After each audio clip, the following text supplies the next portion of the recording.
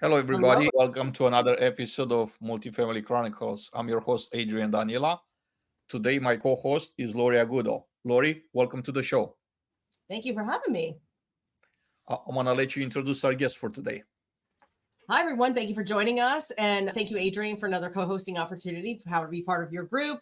Today, we have with us Lisa Russell. Lisa owns her own company, and she's going to tell us all about it. I don't want to steal her thunder, but she is a consultant for multiple organizations that specialize in AI, prop tech, and asset management. Lisa come to us with over 37 years of experience and has a wealth of knowledge to share with us today. So we're super, super excited about that. But we always like to start out with learning a little bit more about your journey, Lisa. So tell us about your journey in multifamily, because we all somewhat stumble into the industry. And so I'm curious, first and foremost, was this intentional joining multifamily, or did you stumble into the business like everybody else? And tell us about what that journey's been like. Yes, I did stumble in. My second day in college, I walked into the housing department to get an apartment, and they said, "Can you manage them for us?" And I said, "Absolutely." So it was an odd time. They were hiring a director of housing for that university, and so they had an interim person in, and they had a need. And I got a big ring with football players and families that were going to the university, and they just said, "Here's the keys. Good luck." And that's how you start with property management. But just interesting enough that to be able to have that, as we all pretty much can give a story of where you've been thrown into a situation in multifamily, we just figure it out. And that's our superpowers. And one of the things is just being open to learning and continuing that journey. So if I say anything over the 37 years, I still haven't learned everything. And that's why I'm still here and still asking good questions and speaking to great people such as yourselves to learn more. Lisa, I'd like to go and ask you a specific thing that you're doing currently uh, and about your role as an industry principal for the AI co-pilot, Lori. Funny enough, her name is Lori, and Yes. transforming asset and property management. Yes. So imagine many years ago, they just handed me keys to a university residence hall, and now I'm consulting and helping bring AI to the industry. So that's a fun path, right? As you guys know, AI is out there and it's so common that when we say AI, we don't really know what we mean. And what I did for the last 6 months is really talk to industry leaders and see what AI meant to them. And interesting enough, a lot of them AI meant marketing. And so I just connected that we have so many great marketing companies coming out utilizing AI technologies as far as leasing and websites and those type of services. That's what the industry thinks is AI, or what would be part of what we would do here in the industry. But what I'm bringing to that is that AI can do a lot more, that we have the ability to actually not only use all of the data for our financials, for asset management, specifically what Lori's focused on, but also making sure that we have all the tedious tasks that we've taken up over the course of time to do.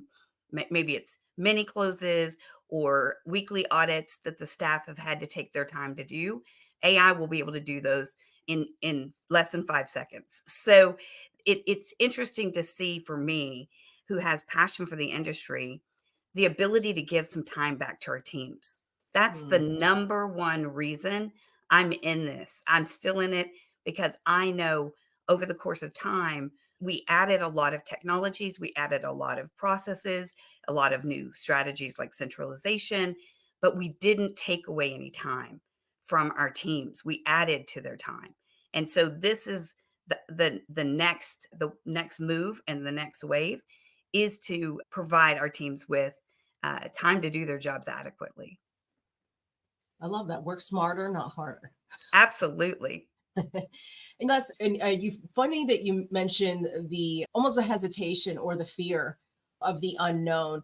it's good to see that you're really educating people on the benefits of using it. And it's not meant to, and this is something we'll touch upon later, it's not meant to take anybody's job away. It's meant to streamline your processes and give you some of your time back to actually better manage your asset, more effectively Absolutely. manage your asset. So I love that. Absolutely. It's a tool. It's a tool, right? Mhm. It's just we need to show people how to use it. And there's always fear of the unknown, fear of change. And I think that's probably, and honestly, and in my personal opinion, going back to the start of the pandemic, everybody was in scurrying because I found that as of that time, at least by my observation, our industry really didn't depend on technology. We weren't technology driven. Post pandemic, fast forward to now, we are becoming more technology driven. And Mhm. so, but we saw the benefits of using it when we needed it most to continue business as usual as much as possible. The next question is, what inspired you to co-found RGC and Meta Leasing? And what transformation are you aiming to achieve in the industry? Maybe expand a little bit more about maybe what you were just saying about what you hope to accomplish. So what was your inspiration, and then what do you hope to accomplish just maybe over the coming years? Thank you. Actually, the number one reason that I formed RJC was the number of requests I was getting for so many varied topics. So I would get requests for somebody to work with them on fraud mitigation, or Hmm. perhaps do a fractional asset management role for a company. So I was really being asked to do a lot of multi different tasks. And what I found is there's not one specific role that you can play when you can be that flexible. And so the flexibility of really being able to, for 1 minute, work with a supplier to our industry and consult with them. And then the next minute, consult with owners and operators about a distressed asset. So it really gave me a lot more entrepreneurial flexibility. But I think to serve the industry, we're going to have to do that for the next few years. Mhm. Lisa, you mentioned earlier centralization, right? I do want to stay on centralization a little bit. Yeah. It's a big topic, still a big topic, a hot topic in the industry. We just had last week, we had Dom Beverage on a Hmm.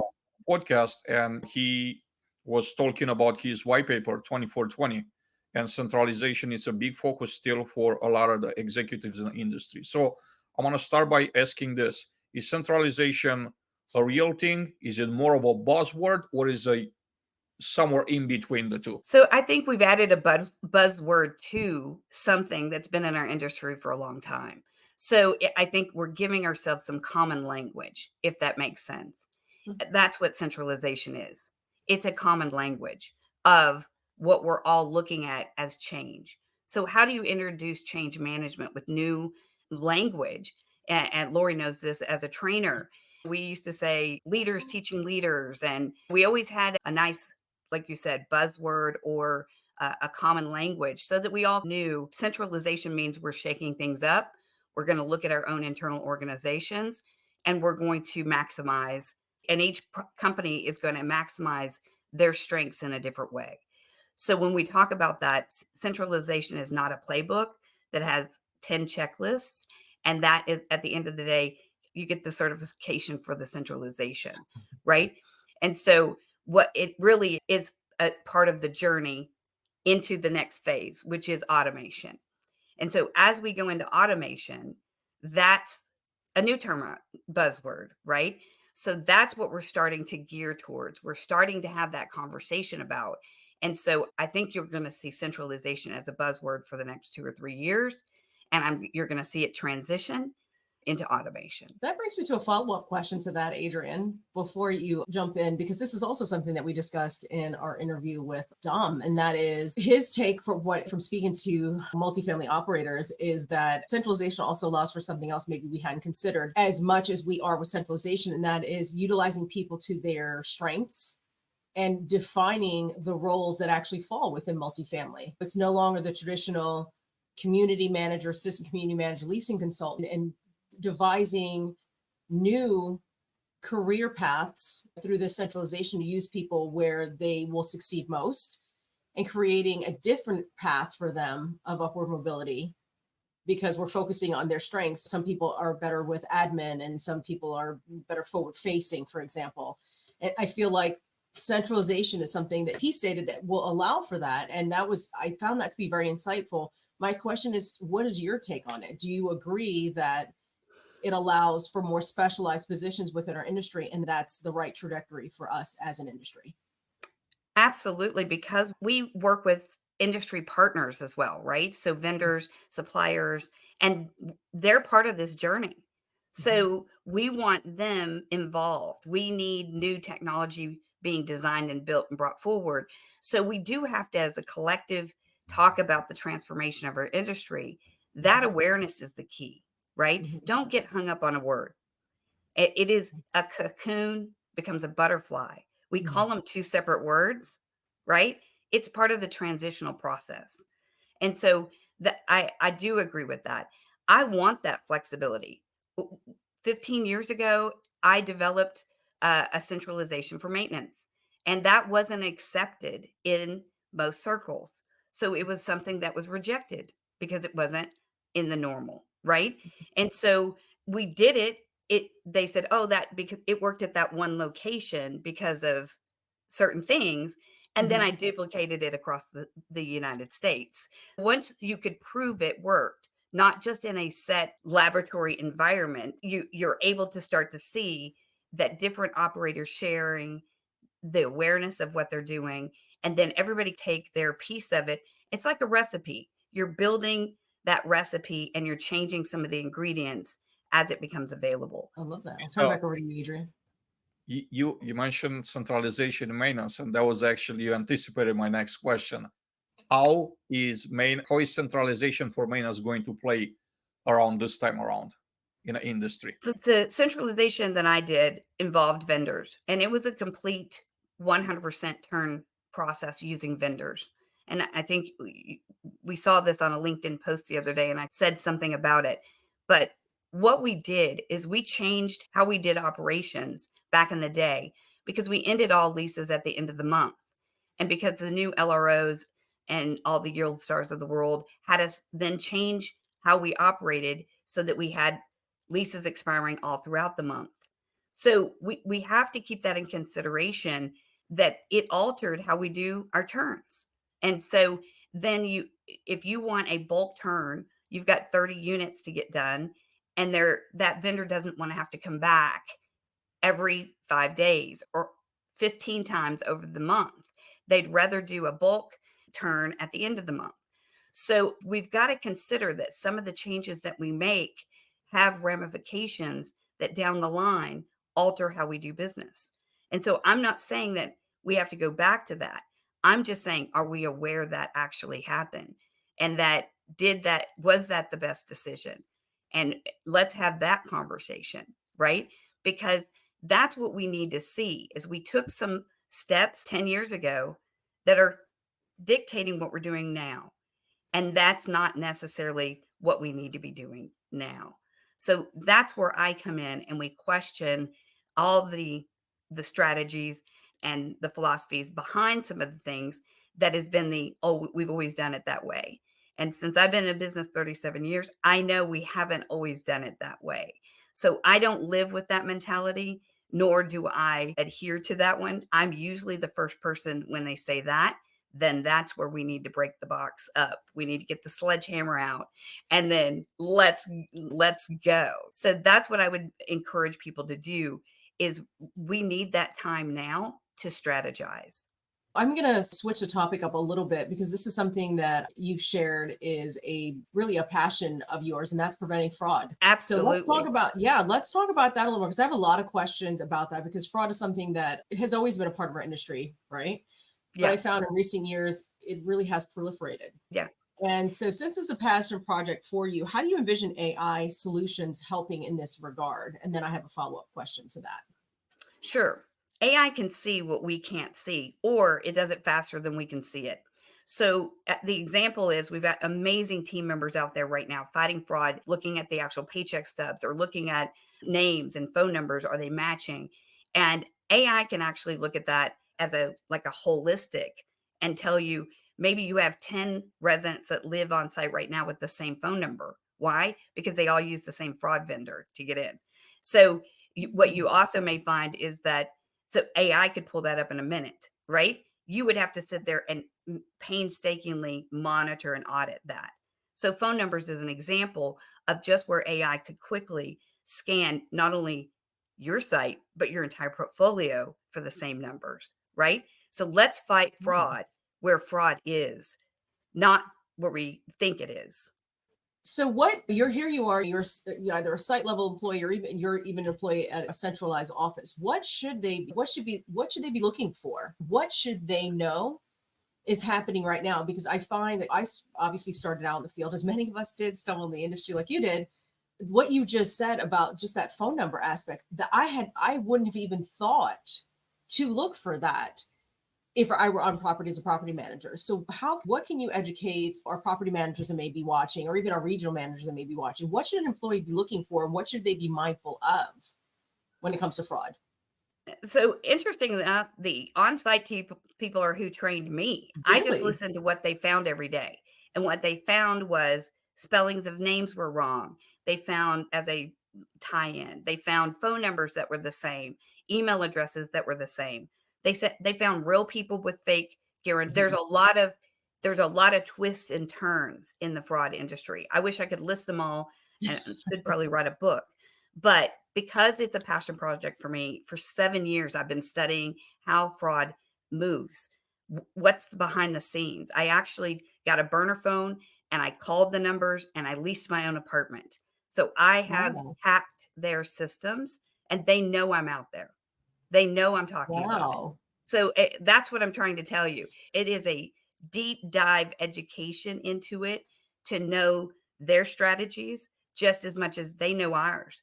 I jokingly say this, but they market our properties better than we do. They actually market for our tenants first, and they get to them first, and then they bring them to us.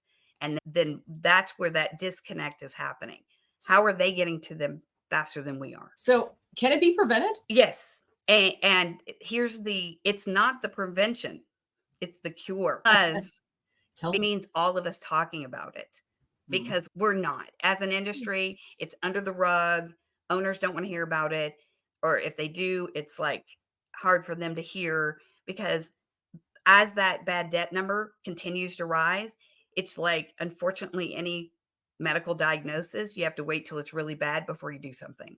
And so I'm trying to say it's really bad before we get to that stage 4 stage. Yeah. And I really want us to have that awareness around it. And I'm going to tell you this, Lori, it's not an easy topic. I've had people actually tell me to sit down and shut up and not talk about it. Wow. It is a controversial topic. So just keep in mind that it's one of those. That's why I call it passion, because you have to have the passion behind it for me to say I'm talking fraud. And then, like you said, to educate about it. And it's like AI. You can say the AI word all day. Nobody knows what it means. Let's Right. talk what fraud is. Application, complete deception, whether it's background checks, criminal, credit, bank statements, identification, stolen credit cards paying the rent. There's all kinds of fraud that's associated. So I would actually say you need a key person in your organization responsible and accountable for the fraud in your portfolios. So just like you have a director of training, you should have a director of fraud and compliance. Interesting. Another specialized role. Adrian? So being in maintenance for 20 plus years, I had a similar experience, right? How do I get my message through the ownership groups and make maintenance become a relevant topic? Not just when the economy is bad, not just when you can't raise the rents like we have right now, as much as you used to 2, 3, 4 years ago. And then, of course, expenses are becoming relevant, therefore, maintenance becomes relevant, but all the time. So I like to ask you first, why are the ownership groups not receptive to your message? Why are they not like wanted to hear it? And secondly, how do we sell, how do we get a buy-in of the ownership groups to get a message through? So I've decided to take it a different route, because anytime you try to force an issue into something that's not going to receive it, you change it, you can actually transform the issue. Right. So I want to transform the issue. That's supporting the vendors out there that are doing the hard work to help us with the heavy lifting. And then the technology is catching up because we are starting to actually buy into it, and the management companies are promoting it. And but here's my message. It doesn't work to just have a good ID program. It doesn't work to just have a good screening program. It has to be an inclusive program. And so that's the key. And when we go back and we say, you could convince the owners, Adrian, that they need to do this and that this is part of it. But really, the people that are on the ground know that it's a problem. They know they're fighting fraud every day. And then you really want to turn it into an HR or an employment issue because they're taking abuse and they're really getting manipulated. They're getting yelled at. They're using tactics, swarm tactics is what I call them. They're using swarm tactics against the teams. And you wonder why you have a staff on site shortage because 4 years of fraud. And so you have to start to see where's the impact. So I think the owners are going to hear and see, they're seeing and feeling the impact.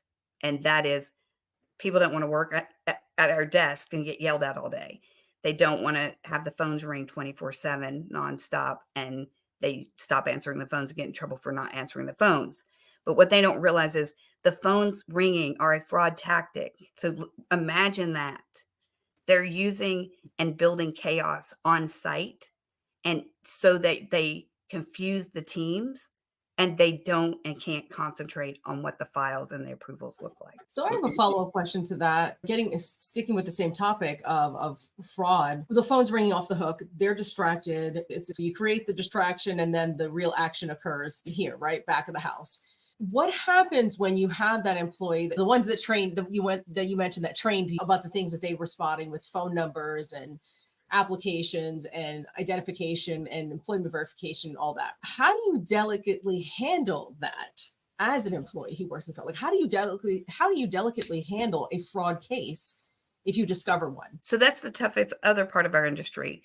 We have got to put some money behind actually prosecuting some people. We got to get the word out that we care enough and that we're going to go after these people. We haven't done that yet at all. So the teams on site actually have given up in some cases because they've been fighting it. And then the people get in anyways. And the owners just say, we want the occupancy. We don't care about the fraud or whatever it might. They may not say we don't care about the fraud, but they want the numbers. And they don't realize that just putting fraud into it builds the occupancy up, but then the bad debt rises, right? So that's the ramification that we have to really educate the whole process. Now, as far as training those individual employees, it is rewards for finding fraud. It is dollars. I'm really implementing, because I'm going to throw a curveball here, and I don't mind backing it up. I have proof to do that. But we have on-site employees that are part of the fraud. They've bought our employees. So we're paying them $75 a lease, and the fraud company is paying them $200 more to put a fraud applicant in the process. With that saturation, even at a tiny percentage now, as it grows, what it tells me, and this is what I do know, our on-site teams no longer need to be touching any files and having anything to do with the actual approval process. So the evolution of where we are is that on-site person doesn't need to be eliminated. They need to be retrained and retooled into the best marketing, the best retention, resident person, concierge, however you want to put that. You need that face up front. We know that. So building that up and retooling their role and getting them out of the leasing paperwork process is where we're going. Describe the phones ringing all the time, creating an environment of chaos where they could operate in. So I do want to get more details. Who are these people? How many out there? How organized? It sounds like from what you're saying that they're very well organized or organized crime. How extensive is it? What's the extent of this? What tactics are they using? You mentioned a couple of them. Make the phones ring all the time. Buying leasing agents. What are other tactics they're employing in becoming successful with fraud? And how extensive is this at industry level? It's a national level. We were having 12 to 14% saturation in 2020 and 2021. It's probably 35 to 40% now. That's nationally. Okay. So if you have even any small, I'll tell you where normally lease ups, they want max volume in one place. So if they learn your property and they know that they can go to that property and there's 300 vacant units, guess what is their number one target? To get it fraud people in that vacant unit. So they're leasing up your lease up with the wrong people. So that's the struggle we have. In the chaos, your on-site team don't know the difference between the 10 fake people and the 5 real people. They don't know who is real and who's not. And so where is their time? The squeaky wheel. Guess who's the squeaky wheels? The fraud. The real people fade to the back, disappear. That's what happens. So that's a tactic, right? So if that's the case, concessions help pay for fraud. If the organized crime and organized syndications for this fraud are charging $1,500, then they want to go to a concession driven property that's giving 1 or 2 months free because that concession pays for the fraud fee. So you've got to look and think like they think. And that is where you find that concessions are hurting you because it's a big red sign out front for the fraud organizations to say, come on down. And so we've always operated with concessions. So it changes how we operate. And I'll give you another one. It changes how we are occupied. I promise you right now, if you're 98 and 99% occupied and you stay on a rotation waiting list, they will not look at you twice. You're not worth their time. But what we do is we stay at that 94% programmed in LRO, Yield Star, maximize to 94% happy rate that they trained us on for the last 15 years. And that leaves too much room for fraud. So then you're worth that. They've got 6% they can fill up. So that's what we have to look at. That's the daily conversations we're not having. I'm going to stick with that. You've mentioned learning, training, education. I want to stick with that topic. How do you educate the masses? Like, how do you really get this information out? Of course, today you're speaking to us. This has been so insightful already for what you've already said. And I'm sure there's people in the audience that they will be shocked by what they hear. Maybe they're not as in tune with what's happening or don't realize the variations of fraud that are occurring or how these operators are even working. What can we do to better educate ourselves about fraud, its effects on our business? How do we train our people to be able to identify and then ultimately handle, a fraud case?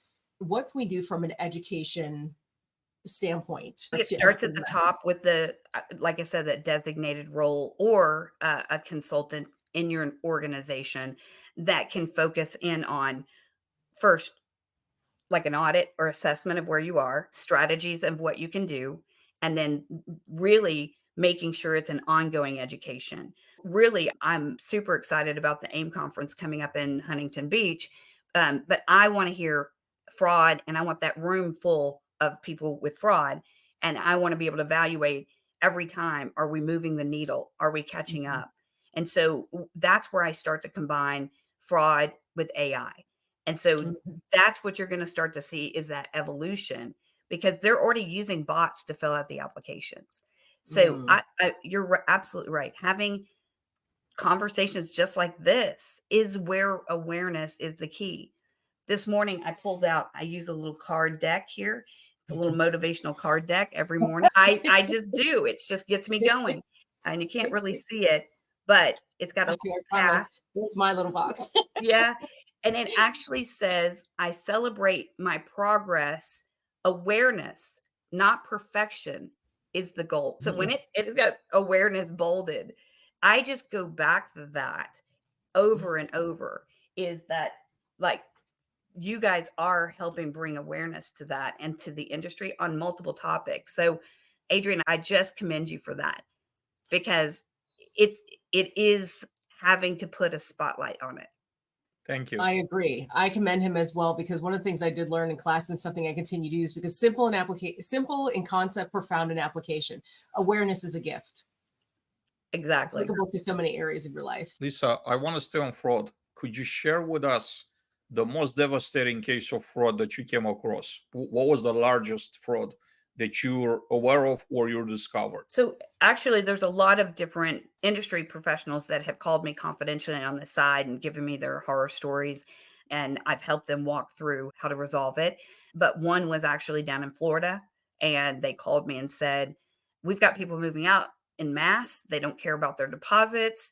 I think the news was running an article about the landlords were running people out of the property. And they said, we aren't. This is a PR nightmare. And what it was is just the fraud exodus, because they don't have any loyalty to the lease. So they're as if you have month-to-monthers. So you may have 30 people move out in 1 month because you think you have solid leases, and then they're month-to-monthers, right? So 30 people moving out and you've got U-Hauls in the parking lot. All the regular residents are like, what's going on? And then everybody starts to talk, and before you know it, you're at 70% occupied. Nobody wants to be in that scenario, correct? So that nightmare was a red flag. But guess what? That owner, until he spoke to me, he didn't know why. He kept saying, we don't know why they're leaving. They don't care about their deposits. They don't care about the leases. They don't care about their credit. And I said, I'm sorry to tell you this, but it's fraud. And then I sat with him for about 30 minutes, and boy, he went back fully guns loaded and knew what to do. But that's the reason. Those conversations is why I keep going. So I want to flip the script a little bit on you, Lisa, because I know we're getting to our top of the hour soon. And there's something on a personal note. I admire the number of years you've invested into this industry. I'm certainly passionate about being in this industry and grateful for the opportunity to speak with people like yourself.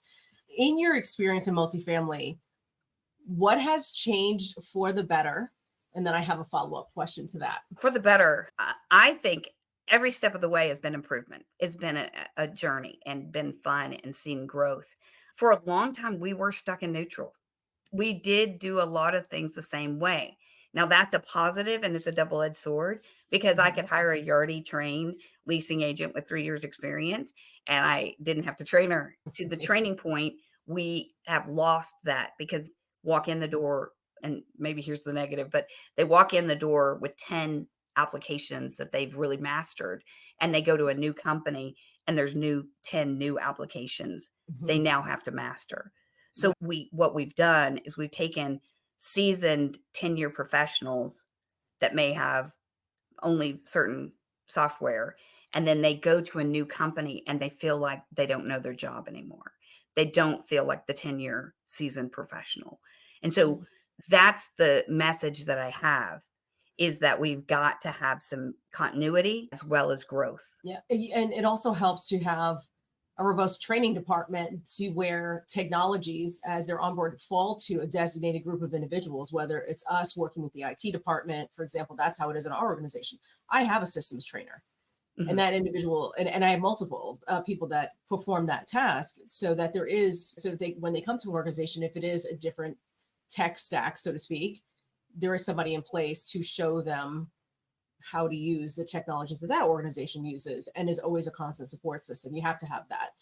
My follow-up question is, what has stayed the same, but for the better?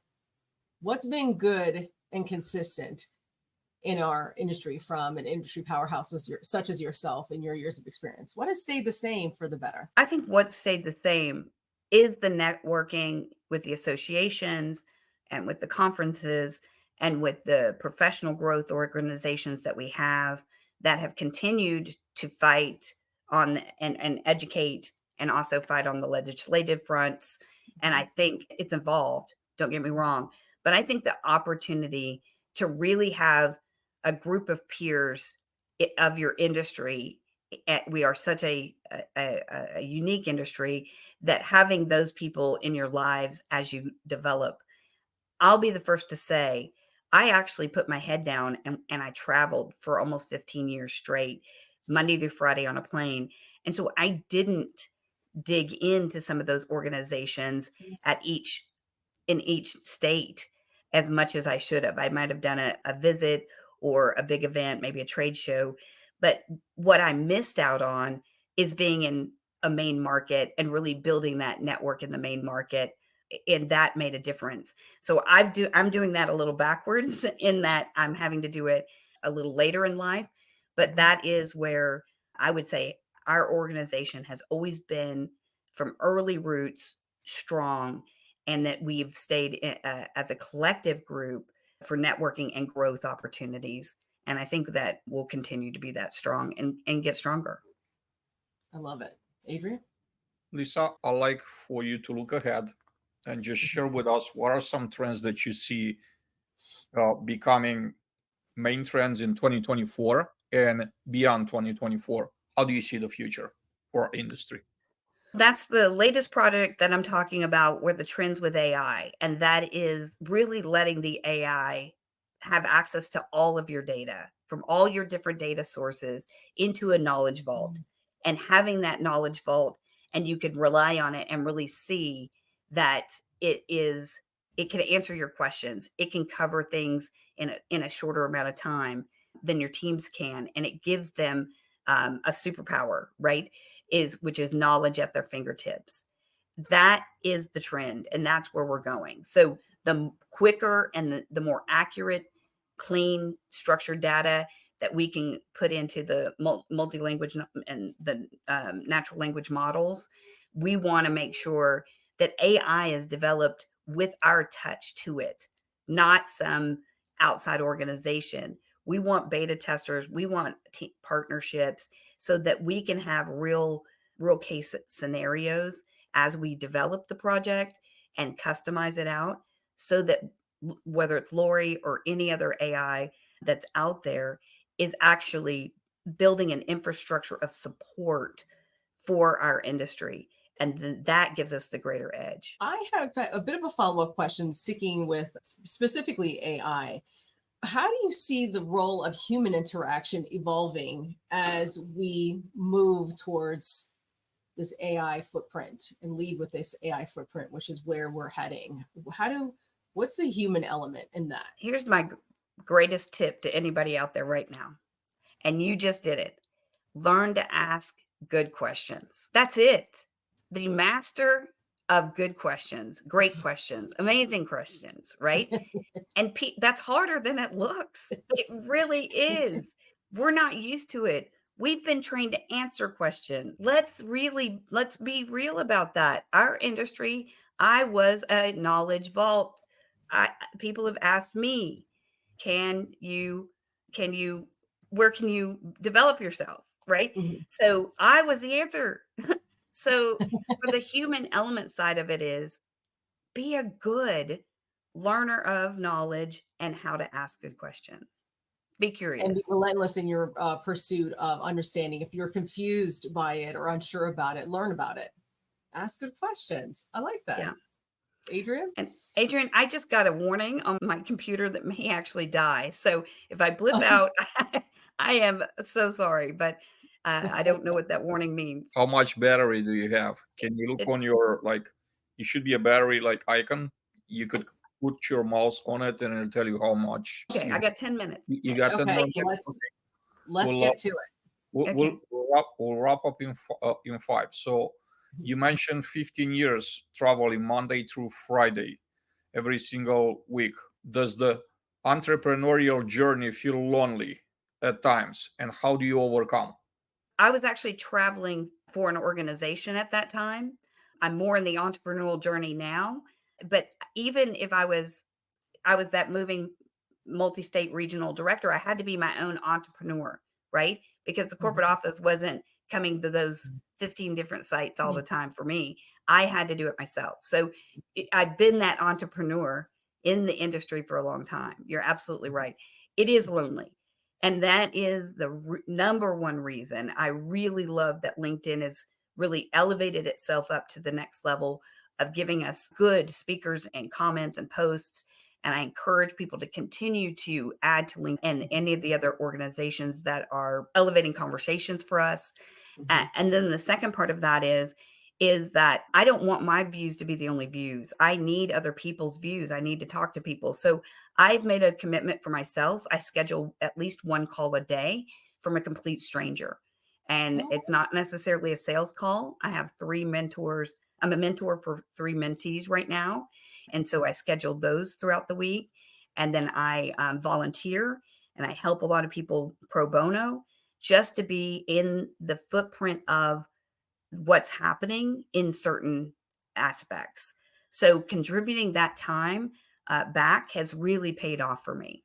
Whether it was a speaker last year for the Women's Summit, whether it was being an advocate now for fraud with a company that's hired me for Atlanta.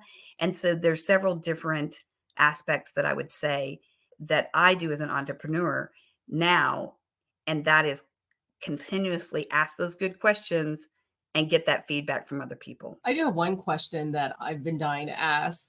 And as we wrap this up, I think it's appropriate. What advice would you give to an emerging leader into our industry? I'm going to say, if it ain't tough, you're not doing it right. And the reason I say that is the grind of this industry has been my fuel.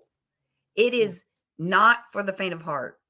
I have sisters that went into something else and 9 to 5, and they had their date weekends and all that other stuff.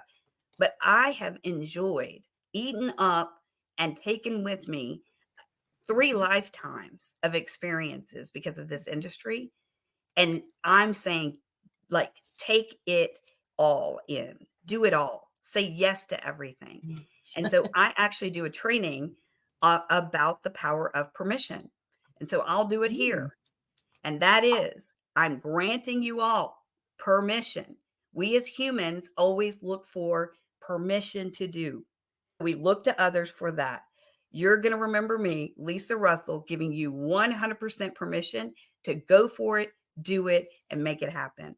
And as a new up and coming industry leader, contact me, reach out to somebody else, join our mentor mentee groups, making sure that you're fueling your own fire. I accept that gift. Adrian? Of course. In closing of our conversation today, Lisa, I do wanted to ask you mentioned the permission part, which is amazing, very inspiring. I do want to ask you, we're only around for a limited period of time. How would you like to be remembered when it's all said and done? I think the legacy of is important for us. Legacy is a great topic because if nobody understands what I'm saying, it's you are leaving a legacy, whether it's legacy with your children, legacy at work, legacy in your volunteer environments. What legacy do you want to have behind and leave behind? And I've lived my life very fully with legacy in mind almost my entire life. So at 16, I was traveling to Sweden by myself. I've been to 18 different foreign countries, India 8 times.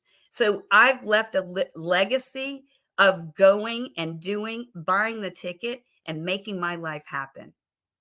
That's my legacy. This Love it. amazing conversation. Thank you so much for being with us today. I hope to get you back here. There's so much more that I want to talk to you about. Lori, of course, any final thoughts? No, I just, it's inspiring. There's so many topics that you can speak to, but the way you speak with this authenticity and this passion behind everything you do, you're living your purpose. And I admire that. So thank you for being a guest. I certainly enjoyed this very much. Yeah, very And much. I look forward to connecting again in the future. Absolutely. Again, love the topic. Love all of the other guests that I've been able to learn from and watch. And at every conference, meet new people, get out there. And Adrian has done it.